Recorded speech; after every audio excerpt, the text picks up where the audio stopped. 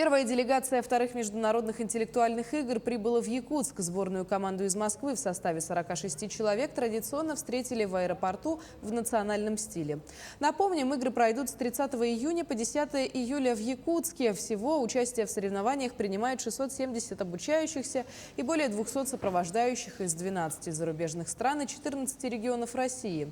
Победитель командного итога получит большой кубок. Победители конкурсных мероприятий наградят медалями и дипломами. Это вторые мини. Мы понимаем, что они будут другие, не похожие по сравнению с первыми. Но мне кажется, это тоже такой особый вызов, когда мы будем проводить в смешанном формате. Это самый сложный формат организации. Но я в команде, которая организует мини, не сомневаюсь и уверен, что это будет уникальное событие. И, конечно, основной вопрос у наших российских ребят, а будут ли живые иностранцы? Немножко будет, но будет большая часть в онлайн, но все равно это будет непосредственно живая коммуникация.